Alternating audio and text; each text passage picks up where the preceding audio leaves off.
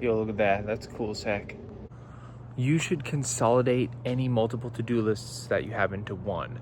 I had several.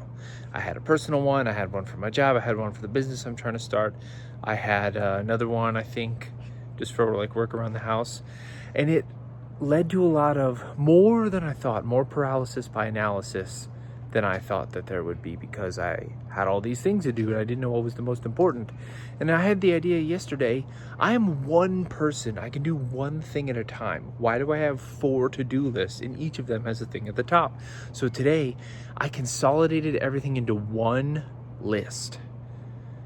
And so when I have time, I just work on the first thing on the list. And then when I get that done, I work on the next thing till that's done. And it's so nice. It is so simple. And I highly recommend it. These two things are connected now that I think about it.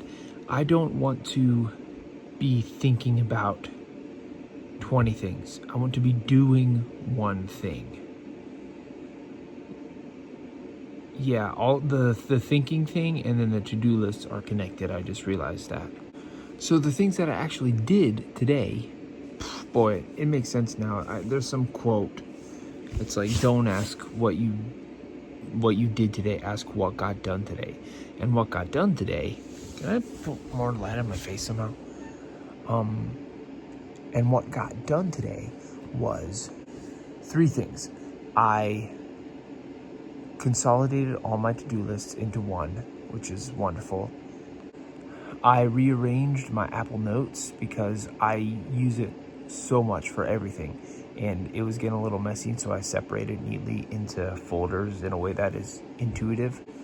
And I made my most recent exercise and meal plan.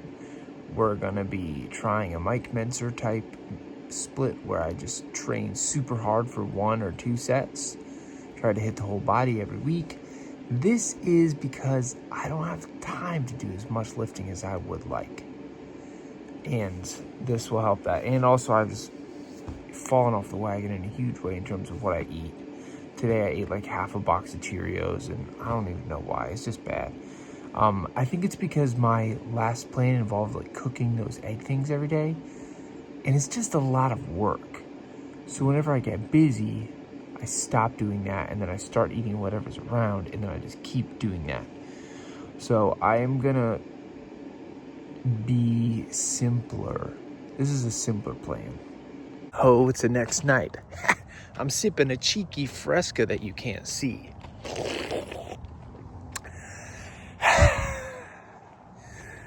If you've spent significant enough time, if you spent long enough on the internet, you know about humanity's desire to distract ourselves.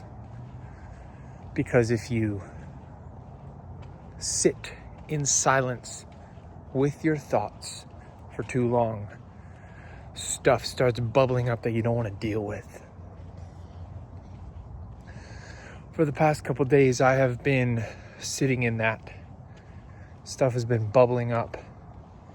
And for a long time, I've thought that if I can only endure,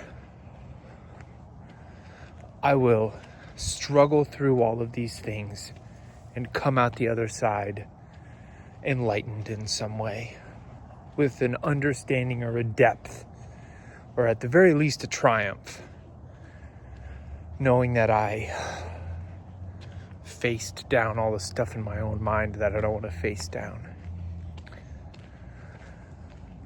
So for a couple days I've been doing that, and stuff has definitely been bubbling up.